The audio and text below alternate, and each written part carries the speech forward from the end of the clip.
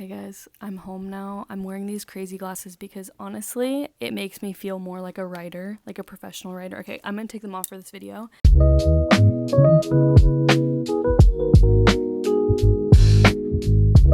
Clearly, I'm in my brother's room. I am in this space just so that I can be productive and write, but right now I have so much on my mind about the writing process. I'm writing my book.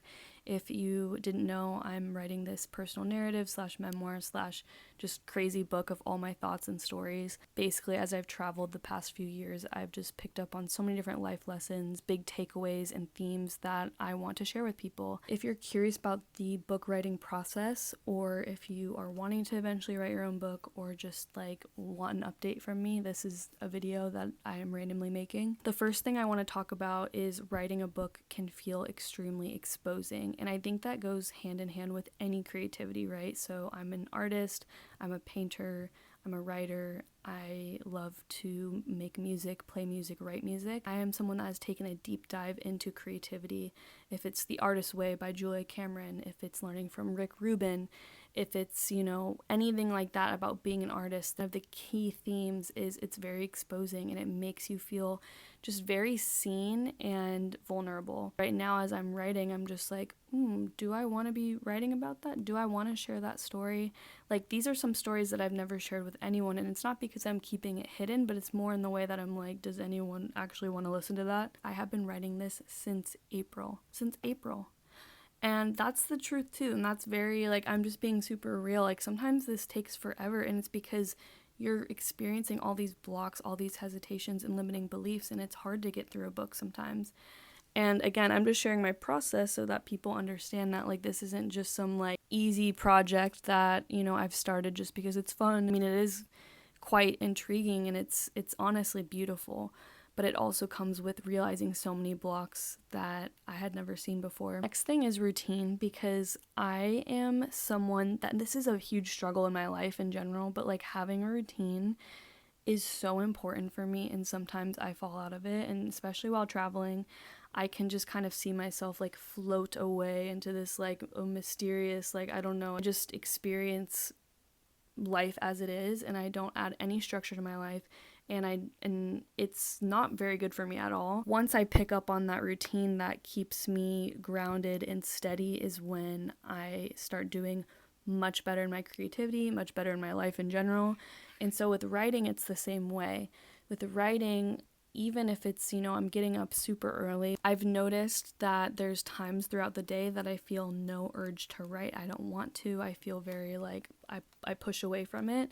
And there's other parts of the day that I feel really inspired to write and that I want to. I watched a really good YouTube video about how some parts of the day are for editing and some are for just creative flow, and they should be separate. And I agree with that. I think it helps my writing process to separate the two and understand that there's a time for either one. Next thing I want to talk about is just taking little steps every day, because the truth is there's been some days that I'm okay, I didn't even write today, I'm just not going to do it. I've always been such a all or nothing person, and unfortunately that's just not going to get you anywhere. Even if you only write 50 words during the day, it can contribute so much to the big picture. I also think truly it is not about the end result. I mean, I'm so excited. The day that I finish my book, I'm throwing a party. It's going to be crazy, but for right now, it's it really is about the process.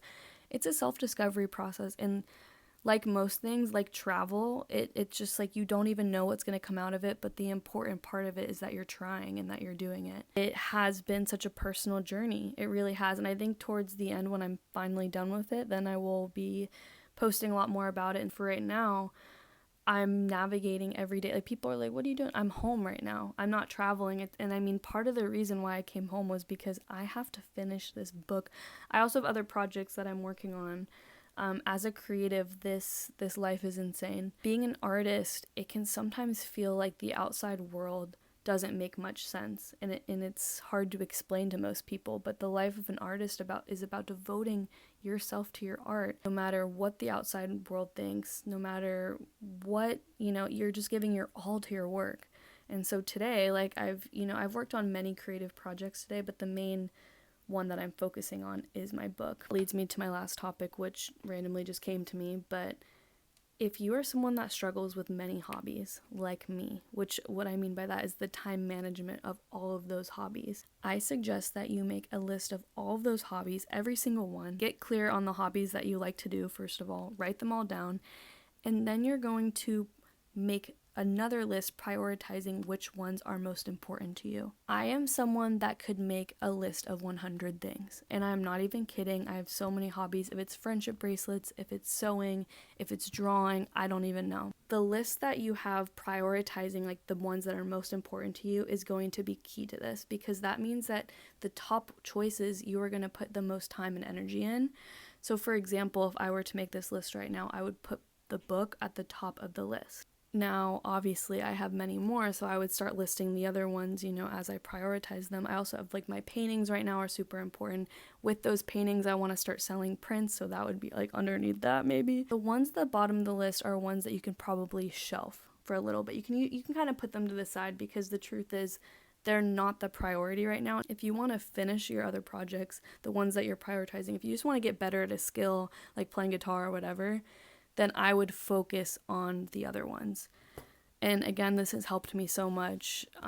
If you don't have a lot of hobbies, this can apply to many other things, but I also suggest if you don't have many hobbies, then start checking different hobbies out. I would love to make a different video on how to get into hobbies. I think the word hobby is so underwhelming, oh, you just have a hobby, but the truth is it's that's a mini passion. That's a mini passion. And I think that's something that should be followed, and I think it's something that's important to everyone. I made a project called 22 Lessons I Learned at 22, and one of the lessons was creativity is a basic human need. Authenticity is a basic human need, and I think that goes with hobbies too. Having hobbies is something extremely important for our self-expression. I think it's something that can feel kind of odd at first, or a bit a bit vulnerable, because you're just creating for the fun of it. You're not doing it to make money, or not doing it out of any, reason. But the truth is that reason is self-exploration. There's a reason for that hobby. There's a reason that you like to do it, and that reason should be followed. Anyways, that was just my little ramble session. I have more to do, obviously. Right now, I guess I'm working on showing my paintings more. I want to start sharing my artwork more, when it comes to painting. I think I haven't really, because I don't know. Painting was probably one of my first adopted hobbies. I think that was the first hobby in my life, and it still is super important to me. So anyways, if you enjoyed this video, then I guess like it. I never post on YouTube, but maybe I should. And that's pretty much all, so yeah.